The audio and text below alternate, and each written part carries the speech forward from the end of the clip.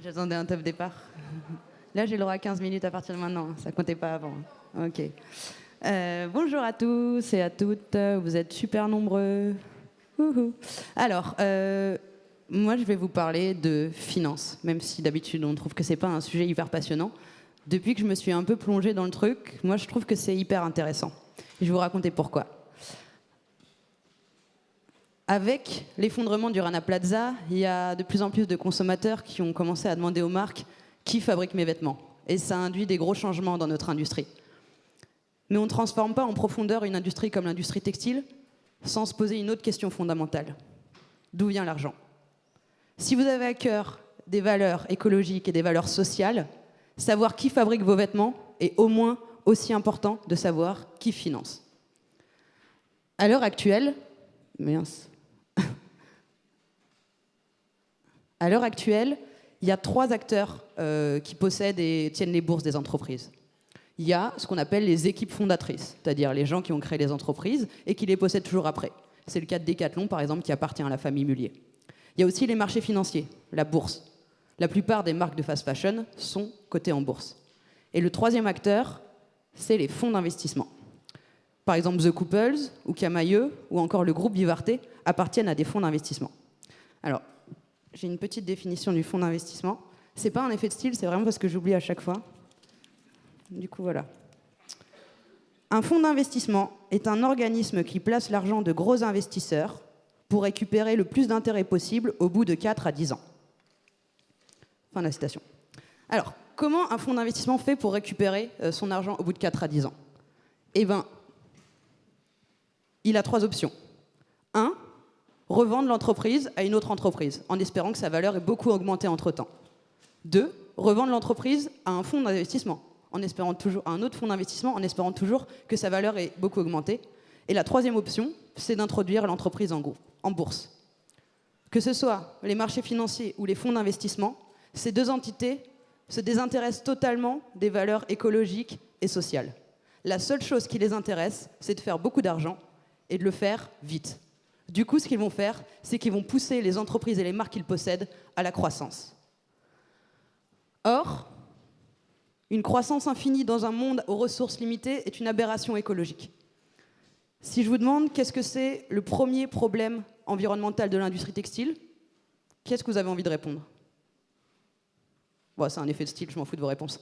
Vous allez peut-être me répondre que c'est le coton conventionnel et les pesticides qui sont utilisés. Vous allez peut-être me répondre que c'est les microfibres qui sont relâchées par les vêtements en polyester qu'on lave chaque jour. Vous allez peut-être me répondre que c'est le chrome qui est utilisé pour tanner le cuir, ou encore le faible nombre de vêtements recyclés sur la totalité qui est jeté. Eh bien, c'est faux. Le premier problème environnemental de l'industrie textile, c'est les volumes qu'elle produit. Parce qu'il y a une équation qu'on ne pourra jamais effacer. Produire, c'est polluer. Et la meilleure chose de réduire notre impact environnemental, c'est de produire moins. Il vaudra toujours mieux produire un t-shirt que 2, même si ces 2 t-shirts sont faits en coton biologique.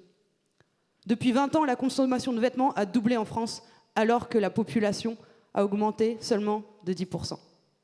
Si l'industrie textile veut vraiment adresser les problèmes écologiques qu'elle a elle-même créés, elle doit commencer à se rendre à l'évidence, il faut produire moins. Pourtant, toutes les marques qui prennent la parole sur l'environnement, qui se portent un petit peu comme des porte-paroles justement de l'environnement, qui sont là un peu pour sauver notre planète, dans tous leurs discours, je ne vois jamais de gens qui parlent justement de ce besoin de décroissance. Dernièrement, Nike a sorti un guide à l'usage des autres marques qui veulent faire du durable. Vous pouvez le regarder de haut en bas, de droite à gauche. À aucun moment, il nous parle de cette nécessité de la décroissance. Et pourquoi? La réponse, elle est hyper simple. Parce que c'est complètement incompatible avec leurs objectifs de croissance. Parce que c'est complètement incompatible avec les objectifs de ces fonds d'investissement et des marchés financiers. Du coup, pour réconcilier cette notion de croissance et tout le discours écologique qu'ils portent, on va vous faire croire quelque chose. On va vous faire croire qu'on peut continuer à consommer pareil, on va vous faire croire qu'on peut continuer à produire pareil, tout en réduisant son impact environnemental grâce à la magie de la technologie. On va vous parler d'aspirateurs géants à gaz à effet de serre ou de nouveaux textiles innovants. De la même manière qu'à une certaine période, on parlait des OGM comme la solution à la question « Comment nourrir la planète ?» C'est une illusion. Et je vais reprendre cette citation. En l'état actuel de nos connaissances, il n'existe pas de solution technologique qui permette à toute la planète d'avoir notre niveau de confort actuel sans mettre en péril le climat et le vivant. Et les gens qui vous disent le contraire se trompent par ignorance, ont fait des erreurs de calcul ou mentent par intérêt.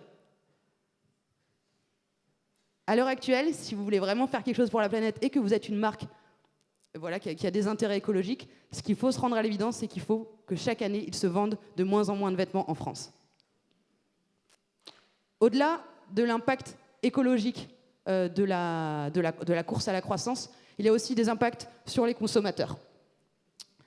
Quand vous êtes une marque et vous avez déjà une part assez significative du marché de l'habillement, vous avez une enseigne dans à peu près toutes les villes de France et d'ailleurs. Dans les placards de chaque Français, il y a au moins 3 ou 4 vêtements qui portent votre logo. Comment est-ce que vous allez pouvoir continuer à faire de la croissance? La réponse est simple, en faisant acheter aux gens des choses dont ils n'ont pas besoin. Et pour ça, tous les coups sont permis. Renouvellement permanent des collections, capsules, quantité limitée, promotion, vente privée, ouverture de nouveaux magasins, publicité sur Internet, publicité à la télé, publicité à la radio. Bref, toute l'énergie est mise à vous faire désirer des choses dont vous n'avez pas besoin, plutôt que de faire des vêtements qui durent longtemps. Je crois aussi que cette course à la croissance et que le fait que ce soit des entités froides qui possèdent nos entreprises est responsable de toutes les catastrophes écologiques, de toutes les catastrophes sociales qui ont traversé notre industrie. Parce que si vous possédez une entreprise et que vous allez visiter l'usine de Rana Plaza, est-ce que vraiment vous auriez donné l'autorisation de produire dans ces conditions-là? Si vous avez pu le voir de vous-même, est-ce que vraiment vous auriez dit que le plus important c'était la course à la croissance? Moi je crois pas. Moi, je crois qu'il y a très peu d'êtres humains qui auraient pu visiter cette usine et fermer les yeux sur les conditions de travail. Du coup, la seule manière de ne pas avoir cette réalité et de poursuivre la course à la croissance, c'est que les personnes qui fixent ces objectifs ne soient en fait pas des personnes. Ce soient des entités non humaines, ce soient des fonds d'investissement, ce soient les marchés financiers qui ne regardent pas la réalité, mais seulement des indicateurs dans un tableau Excel. Oh. Du coup, on peut se demander, quand on a une entreprise durable, où est-ce qu'on doit aller chercher l'argent? Qui doit tenir nos bourses? Qui doit nous posséder? En fait, il faut que les personnes qui possèdent l'entreprise aient à cœur, pensent que les critères environnementaux et sociaux sont au moins aussi importants que les critères économiques. Donc il y a plusieurs formes pour ça. Il y a les entreprises qu'on dit familiales, c'est-à-dire qui sont possédées par une famille. Encore faut-il que cette famille ait des valeurs. Mais ça, c'est le cas de Patagonia, par exemple. On peut aussi avoir des entreprises qui sont possédées par leurs salariés. Enercop, Biocop et en général pas mal de coopératives. Dernièrement, on voit aussi l'émergence de fonds d'investissement éthiques, c'est-à-dire des fonds d'investissement comme ce qu'on a vu tout à l'heure, mais au lieu de maximiser seulement des critères financiers, ils essaient de maximiser aussi des critères éthiques et écologiques. Moi, je crois que ces fonds d'investissement éthiques ne pourront être une solution qu'à partir du moment où ils sont evergreen, c'est-à-dire qu'ils n'ont pas besoin de vous revendre au bout de 4 à 8 ans.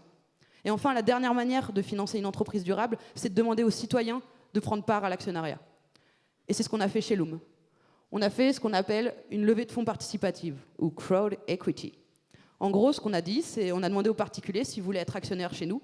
Et nous, ce que ça nous permettait, c'était de ne pas sacrifier nos valeurs pour une rentabilité économique court terme. En 4 jours, on a récolté la somme dont on avait besoin, ce qui est un peu un record en termes de levée de fonds. On pourra toujours... Mais la vraie solution, en fait, c'est pas... pour moi, le vrai truc qui pourra changer, qui fera un switch entre entreprise classique et entreprise durable, c'est quand l'État aura décidé de taxer les externalités négatives que génèrent les entreprises. À partir du moment où, quand vous payez ou quand vous générez des gaz à effet quand vous polluez ou que vous générez des gaz à effet de serre, vous devez payer pour ça. À partir du moment où, quand vous dégradez des conditions de travail ou quand des gens tombent malades parce qu'ils travaillent pour vous, vous devez le payer économiquement, alors la course à la croissance telle qu'on la connaît aujourd'hui n'aura plus lieu d'être. On peut se poser la question, quand on est une entreprise durable, comment faire pour lutter face aux gens qui ont énormément d'argent et qui peuvent faire la même chose que vous en plus gros? Parce qu'il faut savoir que la course à la croissance, une manière de la gagner pour ces entreprises, c'est d'établir un monopole. C'est ce qu'a fait Starbucks. Starbucks, au début, pour croître, ils ouvraient plein de Starbucks dans un même périmètre. Résultat, la clientèle se diluait entre les différents cafés et les petits cafés indépendants ont mis les clés sous la porte les uns après les autres. Et Starbucks a réussi une course à la croissance incroyable en établissant un monopole. Il n'y a pas un design, il n'y a pas un textile, il n'y a pas une manière de communiquer qui ne soit pas copiable avec de l'argent. La seule chose qui n'est pas copiable, ce sont vos valeurs. À aucun moment, le consommateur ne se trompe. À aucun moment, le consommateur ne fait l'amalgame entre une marque dont le seul objectif est la croissance et l'autre qui a mis au cœur de son projet la justice sociale et environnementale. Or, les valeurs d'une marque, elles ne peuvent pas être portées par une personne qu'on nomme un jour responsable RSE. Les valeurs d'une marque, elles sont portées bien sûr par les employés. Elles sont portées par les dirigeants et les dirigeantes des entreprises. Et elles sont bien sûr portées par les personnes qui financent et qui tiennent les bourses des entreprises.